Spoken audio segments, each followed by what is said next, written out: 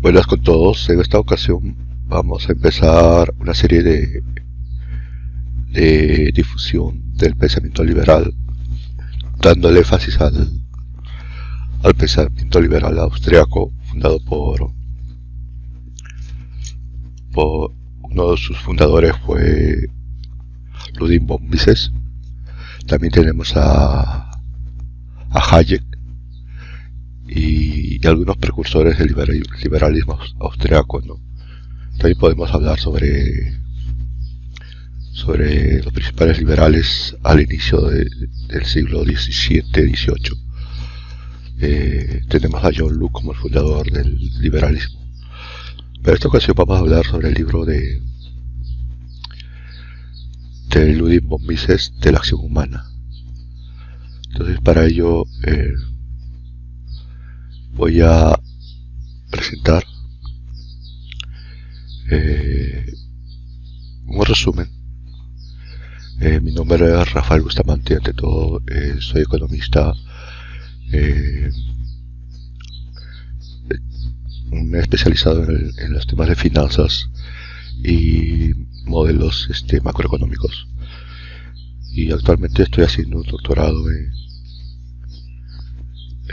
economía y finanzas, en convenio con la Universidad Fernando Marroquín y la OMA de España. Entonces aprovecho esta plataforma para crear este canal y difundir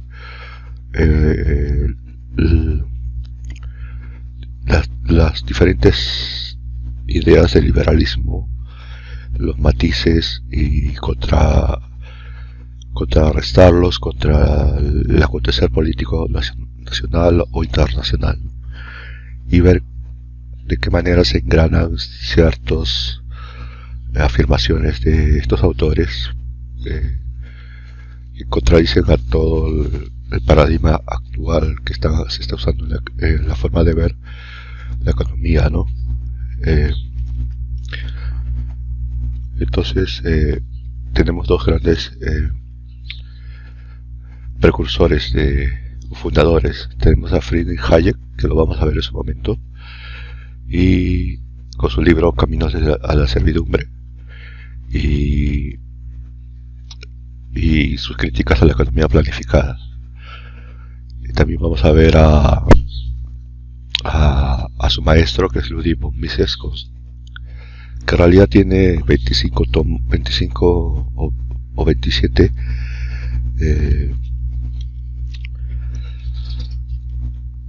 25 obras, pero una de los documentos más conocidos son el liberalismo y la acción humana. En esta ocasión vamos a hablar sobre la acción humana.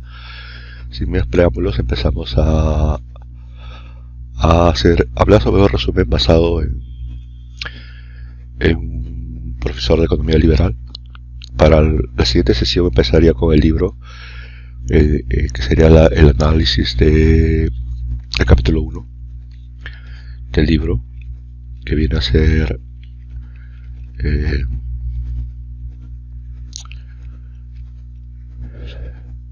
la economía y la praxeología.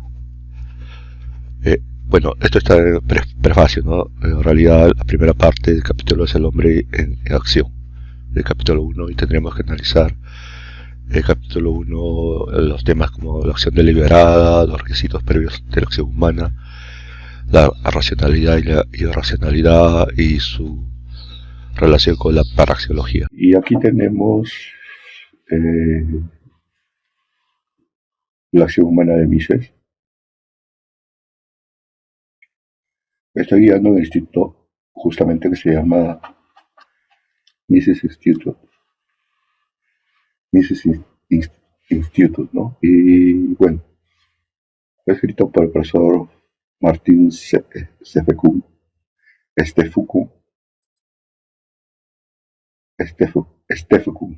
que es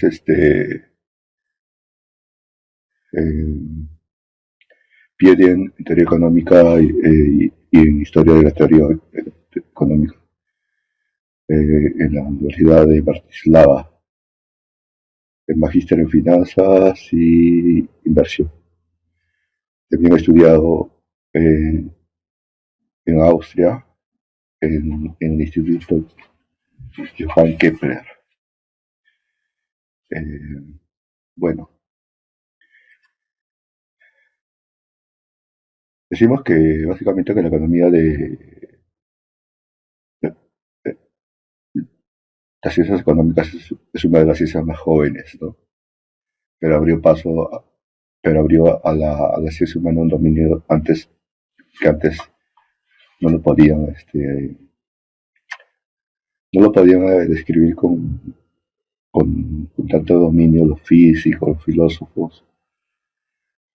Entonces, cuando ellos empiezan a descubrir esto y empiezan a sistematizar como un conjunto de teorías, entonces empieza a abrirse un abanico de descripciones de la realidad del comportamiento humano en el entorno del mercado, del mercado, de los mercados, ¿no? Entonces decimos que la ciencia es una ciencia social científica que se basa en la uniformidad e inmutabilidad de la estructura lógica de la mente humana. Por lo tanto, puede lograr resultados válidos eh, para todas las épocas, razas y clases sociales. Esa es una de las razones por las cuales el libro es tan importante, porque se estila a decir que mientras más antiguo es el libro, la teoría económica ha ido evolucionando a través del tiempo y los libros actuales actualmente son los que inventan los nuevos avances en la teoría, pero eh, bajo esta lógica, Mises nos viene a decir algo un poco,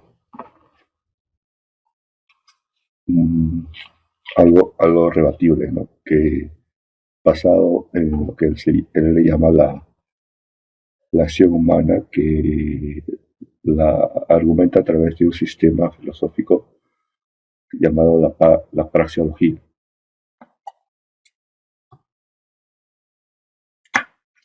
Entonces nos dice que por hecho que no es una ciencia, la teoría económica no es perfecta, ¿no? Y en sí también no es tan perfecta como, es mucho menos perfecta que las ciencias como la física o la química, ¿no? Pero el aumento de la riqueza y bienestar se dieron a partir de los años 1800 para adelante, necesitaba el desarrollo de un cuerpo teórico. Entonces Mises nos viene a decir que el hombre que actúa, ¿no? O sea, no dice que la acción humana en realidad es el comportamiento intencional de cada individuo, que es un ser particular, ¿no? Con todo un conjunto de preferencias, pensamientos, culturas, ambiciones, objetivos, religión, pero es consciente, es decir, dice, el ajuste consciente a los estímulos y las condiciones de entorno, o sea, no diferente cómo se comporta, no es igual cómo se comporte en promedio un ciudadano inglés, por ejemplo, con un ciudadano latinoamericano, peruano o colombiano, ¿no? El entorno influye mucho en su forma de pensar, en su idiosincrasia, en su forma de ver el mundo también incluso, ¿no?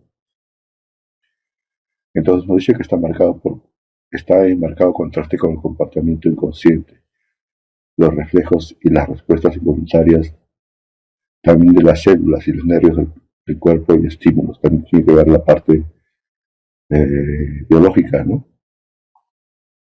Entonces, hay tres requisitos previos a la acción humana: la inquietud, la imagen de un estado más satisfactorio y la expectativa que el comportamiento intencional tiene, eh, que el comportamiento intencional tiene el poder de eliminar o al menos aliviar la inquietud sentida, ¿no? O sea, siempre el hombre, este hombre individual siempre está con respecto a determinados conjuntos de bienes, siempre está en una situación de carencia, ¿no? Y, y, y sacaría esa respuesta a estímulos que recibe. como un ser biológico pensante, ¿no? Entonces, sin estas condiciones ninguna acción humana es factible. Entonces, como dado que siente esa carencia, debe, eh, empieza a tomar un comportamiento individual para conseguir alcanzar al menos parte de eso que necesita para sentirse de una situación inicial a una situación final con mayor bienestar, ¿no? Pero en ello los juicios de valores concretos y las acciones humanas definidas no están abiertos a un análisis más profundo. Ellos son el determinado final, lo dice Mises, bajo la óptica de las conclusiones del autor de este artículo. La acción humana es necesariamente siempre racional. Lo opuesto a la acción no es un comportamiento irracional, sino que es una respuesta reactiva que, que no puede ser controlada por la voluntad de la persona interesada. Debido a la paraxiología, que es una forma de pensar subjetivista, toma los juicios de valor del hombre actuante como datos finales. Y esta es una contradicción en lo que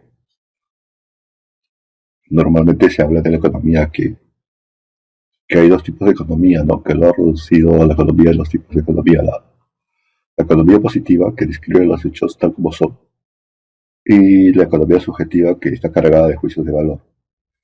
Y normalmente se acostumbra a decir que la economía positiva es la que tiene más relevancia y es la que ha permitido el desarrollo de la ciencia económica y tiene las mayores características de, de una teoría científica por el hecho de que se le ha cargado de bastante cuerpo lógico matemático, ¿no? Que son las condiciones principales para la ciencia. Pero lo que Mises nos viene a decir que analizar el comportamiento económico del ser humano no se puede reducir a solamente un comportamiento objetivo o positivista, ¿no? De, de solamente que el hombre busque determinados fines materiales y que la economía se pueda describir por hechos positivos, ¿no? Como la tasa de crecimiento o la reducción de la pobreza, ¿no? Entonces, eso no es necesariamente cierto, porque si esto fuera así, todo el mundo buscaría un objetivo de tener más y más bienes materiales, lo cual es en sí cierto, pero no 100% cierto, es lo que nos dice Mises, porque hay mucha gente que para de hacer actividades económicas para dedicar una parte de su tiempo a actividades ya sea espirituales, ya sea de entretenimiento, ya sea de otras actividades como la lectura, eh, de novelas o aprender a hacer jardinería. Y a pesar de que es un costo de oportunidad de hacer jardinería y dejar de hacer algunas actividades financieras, sea demasiado alto. ¿Por qué? Porque hay una carga subjetiva que provee felicidad a esta persona. Entonces no se puede reducir al hombre a un mero elemento ambicioso que solamente busca su felicidad, está concentrada en tener y tener más bienes materiales, sino que es un conjunto. Claro que los bienes materiales o los bienes económicos y el dinero son un punto incluso en promedio mucho más importante que las demás, pero no es solamente lo único, ¿no? Eso nos dice. Y debido a la parciología que es subjetivista, o sea que el ser humano toma juicios de valor para determinar su comportamiento final. Eh, y esto es válido universalmente. También se dice que un mundo sin causalidad y regularidad de los fenómenos no cabría campo para el razonamiento humano y la acción humana. ¿No? Pensar y actuar son los rasgos humanos específicos del hombre. Hay una sola lógica que es inteligible para la mente humana y hay un solo modo de acción que es comprensible para la mente humana. El único método adecuado para estudiar las condiciones de nuestro entorno no humano lo proporciona la categoría de causalidad. Para la comprensión de la acción hay una cognición y análisis de nuestra propia conducta intencional. Entonces acá el autor menciona que lo que intenta decir Mises es que el único método adecuado para estudiar las condiciones de nuestro entorno no humano, o sea, el entorno, el medio ambiente que está fuera de nuestra condición, de nuestro subconsciente, lo proporciona la categoría de causalidad. La comprensión de la acción para la comprensión de la acción hay cognición y análisis de nuestra propia conducta intencional. Podría darse el caso de que una persona valore bastante, qué sé yo, escribir novelas, ¿no?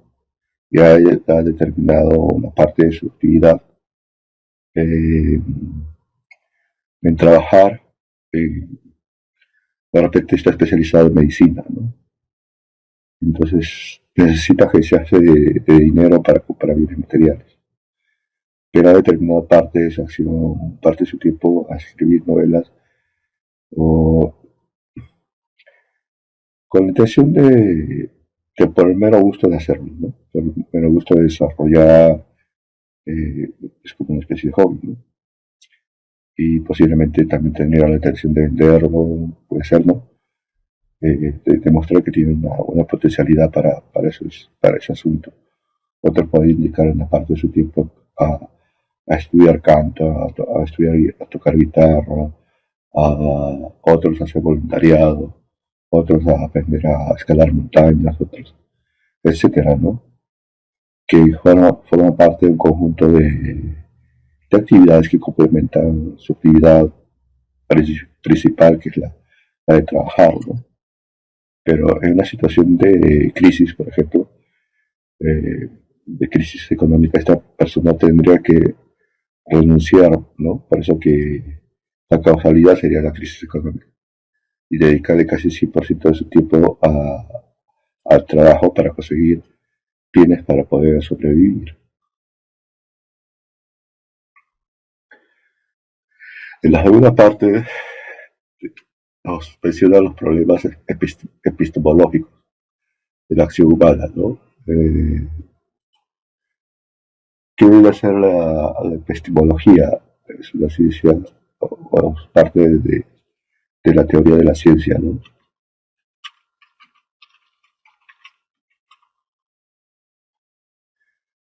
Eh, o, o la filosofía, ¿no? Parte de la filosofía que estudia los principios, fundamentos, extensión y método del conocimiento humano.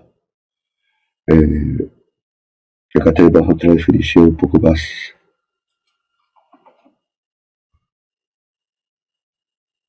La epistemología es la rama de la filosofía que se ocupa de estudiar la naturaleza, el origen, eh, el origen y la validez del conocimiento. La palabra epistemología está compuesta por las palabras, bueno, esta es la parte etimológica. Entonces, en ese sentido, la epistemología estudia los fundamentos y métodos del conocimiento científico. Para ello toma en cuenta factores de tipo histórico, social y psicológico, con el objeto de determinar el proceso de construcción, conocimiento, su justificación y veracidad. Entonces, volviendo a nuestro tema, aquí, para la comprensión de la acción humana, hay una cognición y análisis de nuestra propia conducta intencional. Bueno, pasábamos acá, ¿no? Los problemas epistemológicos de las ciencias de la acción humana de Mises. Hay dos ramas principales de las ciencias de la acción humana, la praxeología y la historia. ¿Qué es la praxeología que usa tanto Mises para crear su, su forma de ver la economía en sí, ¿no? Y el comportamiento económico del ser humano? Eh,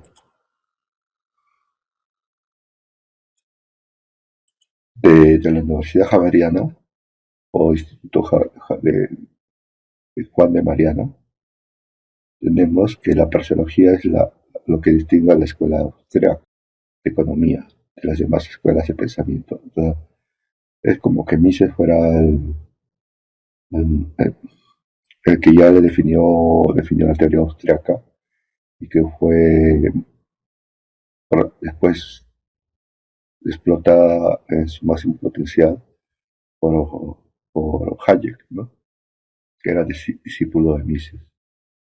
¿De qué consiste la praxeología? Es la ciencia que estudia la acción humana desde el punto de vista de las implicaciones formales de la descripción del concepto de acción. Es el análisis formal de la acción humana en todos sus aspectos. Eh, la praxeología se basa en el axioma fundamental de que el ser humano actúa, es decir, que pretende alcanzar unos determinados fines que, ha, que habrá descubierto que son importantes para él. El método praxeológico gira en torno a la deducción verbal de las implicaciones lógicas del hecho de que los seres humanos actúen, es decir, que eligen una serie de medios escasos para lograr sus fines, ¿no? Dado que la ciencia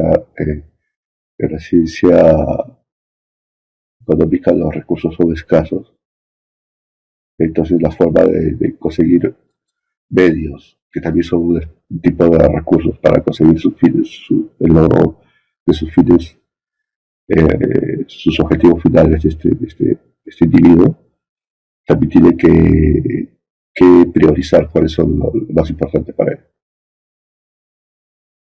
Entonces, Mises utiliza, básicamente es el que crea esta forma de pensamiento, ¿no? La praxeología. Más que crearlo, era parte de un método filosófico, y lo que lo utiliza como fuente de, como elemento principal para crear todo el cuerpo de conocimiento económico que él plantea. Entonces, no le concierne los objetivos últimos. Dice que Mises que a la praxeología no le concierne los objetivos últimos que la acción humana pueda perseguir. Pretender ser una ciencia objetiva, es decir, que sus enseñanzas resultan válidas para todo tipo de actuación, independientemente del fin al que aspira el actor. Eso es lo que pretende ser una ciencia objetiva, es decir, que sus enseñanzas resulten válidas para todo tipo de actuación, independientemente del fin al que aspira el agente económico. El objeto de la praxeología es la acción humana como tal, con independencia de todas las circunstancias ambientales. Es lo que decíamos, las causas que pueden afectar el comportamiento del ser humano, ¿no? Los accidentes individuales de los actos concretos. Se refiere a cuanto es obligado en toda acción humana. Por lo tanto, la praxeología no trata las elecciones concretas de la acción humana.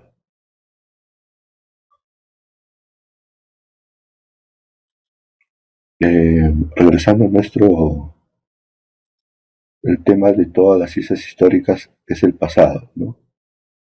El estudio de la historia hace que un hombre sea sabio y juicioso. Las ciencias naturales también se ocupan de acontecimientos pasados. Con la experiencia, cada experiencia es una experiencia de algo que ya pasó, no hay una experiencia de acontecimientos futuros. Pero la experiencia con la que deben lidiar las ciencias de la acción humana es siempre la experiencia de fenómenos complejos. No se pueden realizar experimentos de laboratorio con respecto a la acción humana. Entonces, los postulados del positivismo, lo que al inicio mencionaba, y escuelas afines de la metafísica son, por lo tanto, ilusorios. No hay critica lo que actualmente trata la mayoría de economistas, ¿no? De usar el positivismo, ¿no? Y escuelas afines de la metafísica, por lo tanto, ilusorio. Ni la verificación experimental, ni la falsificación experimental, o sea, el testeo, la prueba de hipótesis, de una proposición general son posibles en este campo. La praxeología es una ciencia teórica y sistemática, no histórica. Sus conocimientos es puramente formal y general. Sí hace referencia al contenido material ni a las características particulares del caso real. Su objetivo es el conocimiento válido para todos los casos en que las condiciones se correspondan exactamente con las implicadas en sus supuestos e inferencias. Entonces no hay duda que el empirismo y el pragmatismo tienen razón en la medida que son simplemente en la medida en que simplemente describen los procedimientos de las ciencias naturales. Pero no es menos cierto que están completamente equivocadas en sus esfuerzos por rechazar cualquier tipo de conocimiento a priori y por caracterizar la lógica, las matemáticas y la praxeología como disciplinas empíricas y experimentales. El problema de lo prioritario no trata el problema de cómo ha surgido la conciencia y la razón. Se refiere al carácter esencial y necesario de la estructura lógica de la mente humana. Las relaciones lógicas fundamentalmente no están sujetas a prueba y a refutación. Es imposible explicárselo a un ser que no los poseería por su propia cuenta. El estado presente del universo es el producto de su pasado, y la categoría de la acción es lógicamente antecedente de cualquier acto concreto. Eso es lo que menciona básicamente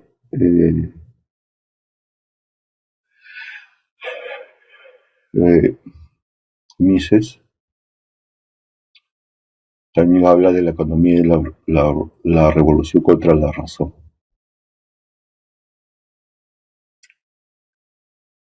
Habla de la incertidumbre, el tiempo, la acción dentro del mundo, la sociedad humana, el papel de las ideas, el intercambio de la sociedad, valuación sin cálculo, la esfera del cálculo económico, el cálculo monetario como herramienta de acción. Estos son los capítulos del libro, ¿no?, que está haciendo el autor, resumir. Por ejemplo, el capítulo 6 habla del mercado. En el capítulo 15, perdón. Hay un capítulo acá que es el capítulo 4, que es el que estamos viendo, un primer análisis de la categoría acción.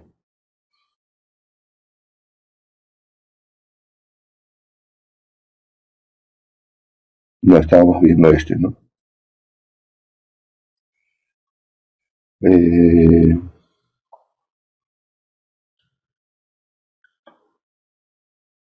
¿Qué más se puede hablar? O sea, por aquí hay bastante para comentar. Quería ver hasta dónde llegaba esto de aquí.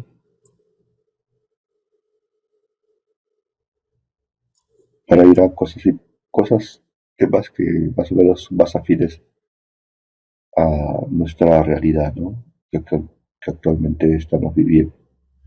Por ejemplo, en el capítulo 36 habla de la crisis del intervencionismo.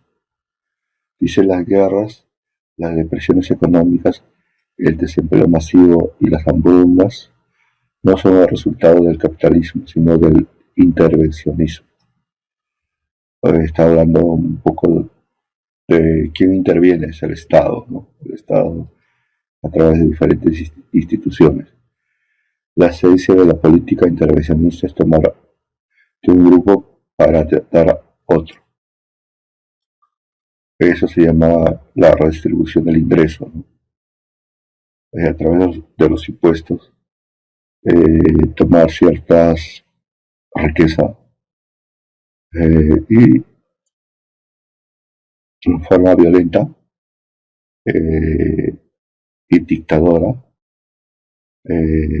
dárselo a otro grupo con la, a, con la altura actual de las tasas de impuestos a la renta y a la herencia. El fondo de reserva del cual los intervencionistas buscan cubrir el gasto público está reduciendo rápidamente, dice acá, ¿no? Toda doctrina intervencionismo, toda la doctrina del intervencionismo se derrumba cuando se drena esta fuente, ¿no? Que vienen a ser los impuestos. Las razones son dobles mencionadas. Primero, la medida restrictiva siempre restringe la producción. Esto habla sobre eh, acá las tasas de impuestos a la renta y a la herencia, ¿no? Hay incluso impuestos a la herencia. Eh, eh, el fondo de reserva del cual los intervencionistas buscan cubrir todo el gasto público. Dos, dice menciona que hay dos razones. Primero, las medidas restrictivas siempre restringen la producción y la cantidad de bienes disponibles para el consumo, ¿no?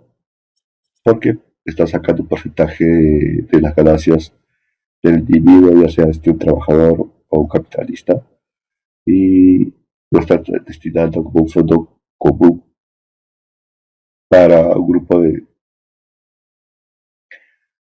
que un grupo de políticos que dicen llamarse Estado y que representan a toda a toda la nación, lo usen como gasto público. Segundo, todas las variedades de interferencia con los fenómenos del mercado no logran los fines perseguidos. O sea, que es que eh, mediante los impuestos se busca, por ejemplo, a las personas con pocos ingresos,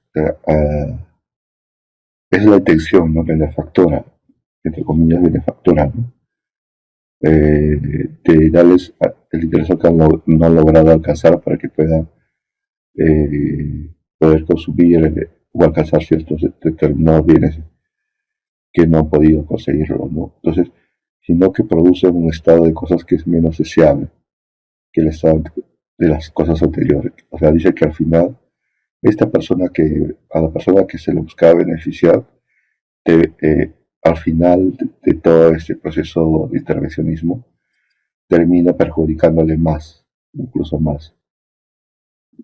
Mm, por diversas razones que el libro lo explica, ¿no?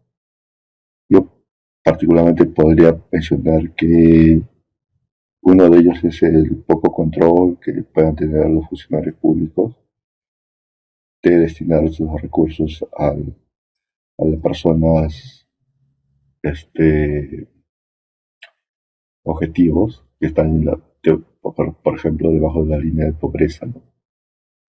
Y asumiendo que si se pudiera, lo que dice es que al quitarle al más productivo cierta, y mientras más fuerte sea este impuesto, este agente productivo va a empezar a sentir que los beneficios, o sea, no todos, pero algunas empresas, eh, eh, los beneficios tienden a ser casi ceros.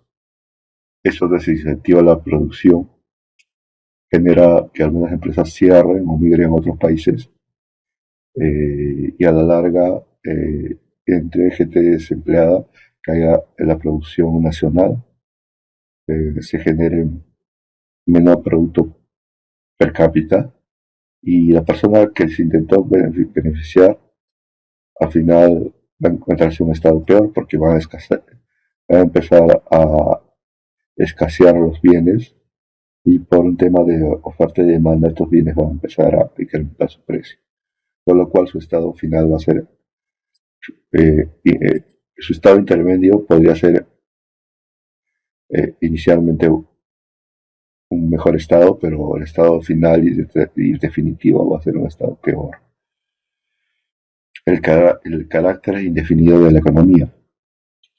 Los teoremas particulares de la economía no están abiertos a ninguna verificación o falsificación sobre la base de la experiencia. No pueden trabajar si no son aceptados por la mayoría de la gente. La masa se elige entre las ideologías desarrolladas por los líderes intelectuales de la humanidad. Si prefieren las malas doctrinas, nada puede prevenir el desastre. Y eso es lo que pasa con los líderes populistas, pues, ¿no? Que ofrecen a diestra y siniestra eh, aumentar los sueldos, crear más puestos laborales. Para eso recurren a diversas fuentes, ¿no? Uno, la deuda externa, otra, incrementar los impuestos a la gente más productiva, ¿no? Eh, Otro es emitir masa monetaria, ¿no? Con el monopolio del dinero. Entonces, como la gente en su afán de, o tal vez en su ignorancia de no saber cómo funciona el mercado y creer que esto se puede lograr mediante decretos de Estado, vota por ese tipo de líderes, ¿no? Entonces, al final, estos terminan destruyendo. Y eso es lo que ha pasado en muchas economías, ¿no? Del planeta que han llegado a un nivel de crisis e inflación escandalosas. Incluso hay países donde la gente tiene que emigrar y irse a otro país porque si no se muere. Un sistema social, aunque sea beneficioso, no puede funcionar si no está respaldado por la opinión pública. Entonces, lo importante también es la opinión pública, ¿no? Uh, entonces, eh, por ejemplo, el caso de la libertad económica, por más que una persona, o sea, lo que me se dice también, es que si por X motivo llega al poder una persona totalmente amplia a abrir los mercados, mayor libertad económica, pero si la gente no tiene esa mentalidad y quiere las cosas ya, quiere asistencialismo, quiere que el Estado le provea de recursos, las cosas no van a funcionar. Posiblemente este gobernante no pueda conseguir eh, los resultados deseados debido a la impaciencia de la gente. Después dice que el lugar de la economía en el aprendizaje. La economía es como la lógica de las matemáticas, es un despliegue de razonamiento abstracto. La economía nunca puede ser experimental y empírica, es algo eh, que lo dice enfáticamente en varias partes del libro. Eh, y, y podría ser una de las razones por las cuales no se le ha dado tanto apoyo a la teoría austríaca, ¿no? Porque se ha buscado facilismo de crear modelos sofisticados donde se verifiquen ciertos, ciertos comportamientos, eh, regularidades, eh, pero eh, eh, que estas verificaciones podrían estar sesgadas, inclusive por la data que se usa, ¿no? Porque también hay una parte en la que Mises y otros autores liberales mencionan que es casi imposible reducir las ecuaciones del comportamiento humano a,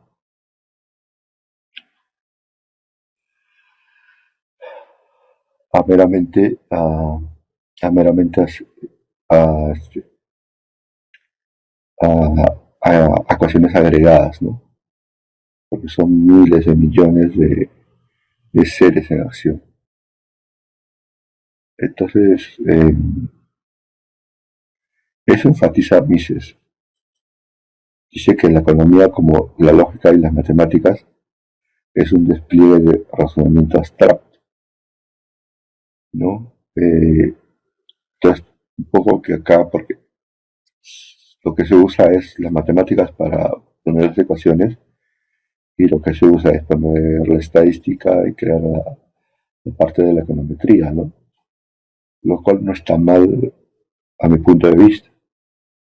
Y a mi punto de vista lo que está mal es creer que con esto se puede eh,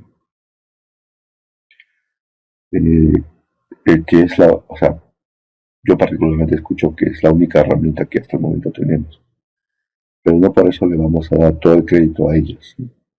Para eso hay también la forma de, de verificar los datos sin tantas complejidades eh, y, y hacer utilizar el pensamiento lógico y abstracto para ver qué tanto se está mejorando en términos económicos eh, el desarrollo de determinado país, ¿no?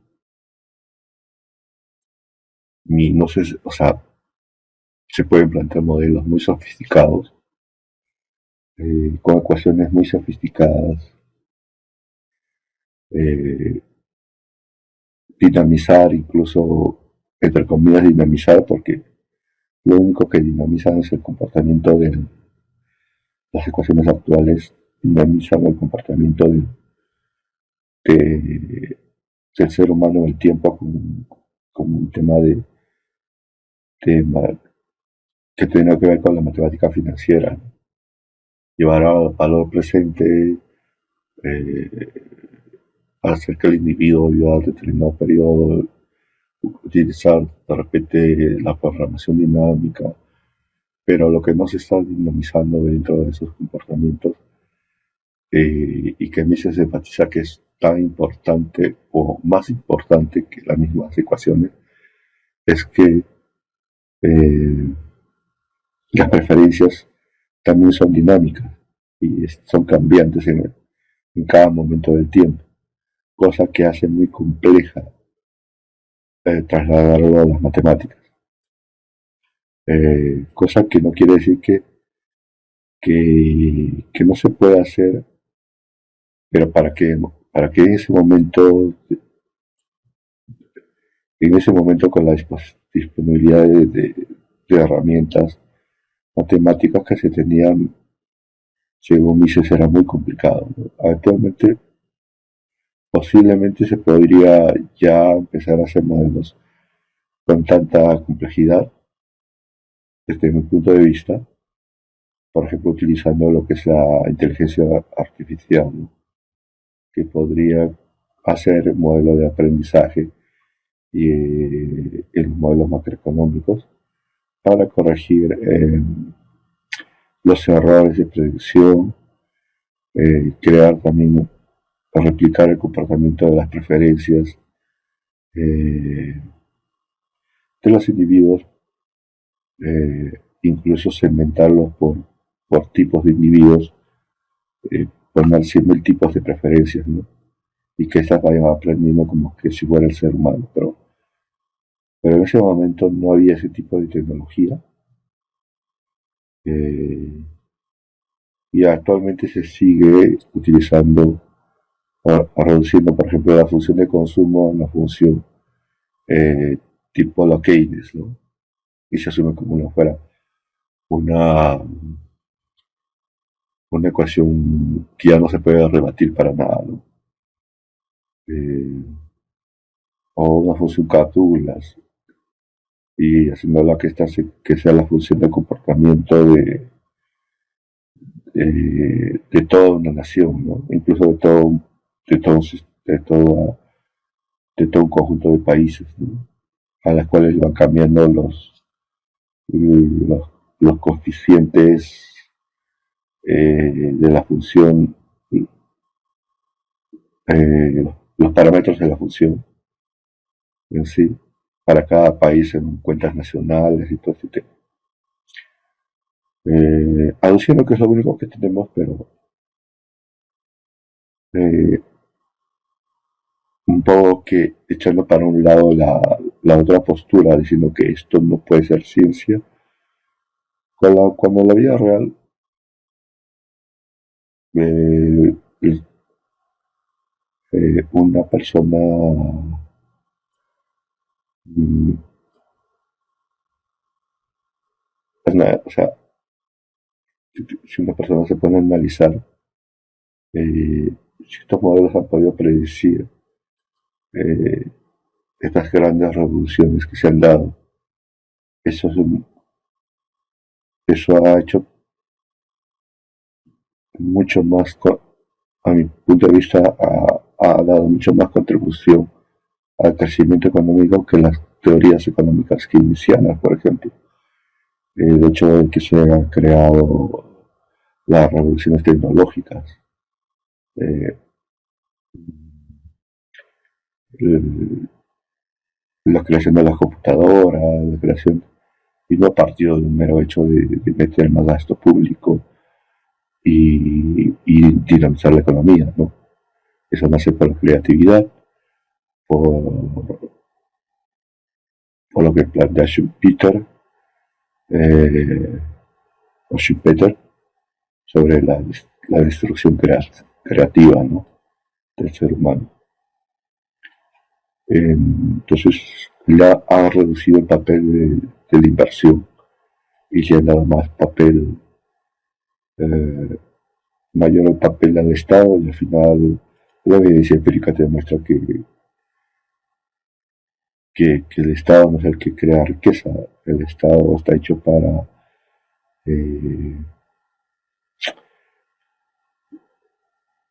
para dar, por ejemplo, Hayek decía que el fundamento básico que podría funcionar un Estado sería que eh, cree las reglas de juego justas, como un entorno de incentivos y castigos en la justicia, ¿no?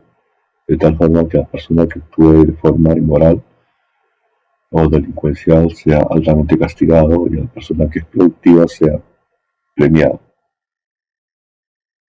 Y que la gente respete esas normas. Y se ha visto en la evidencia empírica que los países donde más se respeta y más se cumplen las leyes es donde la economía funciona de una manera mucho más dinámica, ¿no? Y se genera mayor crecimiento. Bueno, dice que la economía se ocupa de la interconexión de los fenómenos de acción. Los problemas catalácticos no pueden hacerse visibles si uno trata cada rama de producción por separado. No hay cosas tales como economía del trabajo o economía de la agricultura, solo hay un cuerpo coherente de economía. Entonces, ahora, por ejemplo, tenemos Ministerio del Trabajo, Ministerio de la Mujer, Ministerio de la Producción. Entonces, para mí no tenía sentido eso, estar separando la economía. La economía no se podía, no se podía separar en las ramas, ¿no? Eh, y eso, por ejemplo, hace que, o sea, en este enfoque que le da, simplemente le da un enfoque de que eh, los problemas catalácticos, ¿no? O sea, ¿qué se refieren con problemas catalácticos? Eh, Vamos a ver esta definición para ver a qué se refiere con problemas catalácticos. Catalaxia o cataláctica es una teoría paraxiológica. Dice acerca de la manera en que un mercado libre eh, fija los precios y los intercambios. Es un mecanismo de orden espontáneo que normalmente se produce sin necesidad de que haya objetivos comunes ni planificados en los agentes económicos. Su objetivo es el análisis de todas las acciones basadas en el cálculo económico. Eh, Esto es lo que plantea, por ejemplo, Mises, ¿no? El problema del cálculo económico social. Es una crítica al uso de la planificación económica como un sustituto de la asignación basada en el mercado de los factores de producción. Entonces, lo que critica Mises es que no se pueden planificar la economía y separarla en determinados mercados, aduciendo que el Estado se va a enfatizar en resolver los problemas que aquejen a cada mercado mediante un ministerio o una entidad, sino que la economía es un todo y que los problemas de mercado van a ser resueltos de forma espontánea por la acción humana, ¿no? Y por el mero hecho de las necesidades que tienen los seres humanos de alcanzar bienes que ellos no pueden producir a, a, a, a cambio de los bienes que sí ellos se pueden producir a través del intercambio. Claro que de hecho que ahí tiene que haber un medio de cambio, ¿no? Que sería el dinero. Y que el Estado no puede interferir en eso. O sea, el Estado lo que tiene que hacer aquí, porque Mises no es un autor anarquista, él menciona que está en contra de toda intromisión del Estado para planificar la economía, sino que debe restringirse a, no lo menciona Mises en sí, pero Hayek le da más cuerpo a esto, ¿no? Dice que el Estado debe restringirse a poner las reglas de juego y la seguridad también, que es importante, ¿no? Después, la economía de los problemas esenciales de la existencia humana, la ciencia económica no val, la ciencia, o sea, la economía, no valora, pero proporciona al hombre que actúa toda información que pueda necesitar con respecto a sus valoraciones. Pero la praxeología y la economía nunca le dicen a un hombre a qué fines debe apuntar. Simplemente muestran cómo un hombre debe actuar si quiere lograr sus fines. La economía no valora los objetivos buscados por un hombre. Se trata únicamente de los medios adecuados para el logro de los fines definidos. Si la gente ignora sus enseñanzas y advertencias, no anulará la economía, anulará a la sociedad y a la raza humana. Es lo que menciona básicamente Mises. Bueno, hay varios temas que hay que tratar y que lo vamos a ir tratando poco a poco, capítulo por capítulo. Por esto quise dar una especie de introducción a Ludwig von Mises y su primer libro. Bueno, no su primer libro, sino uno de sus libros más sobresalientes, que es la base, la piedra angular del liberalismo austriaco. Bueno, eso sería todo por ahora. Nos vemos en la siguiente sesión de debate de este nuevo canal que estoy abriendo, eh, que se llama Economista Liberal. Hasta luego, nos vemos.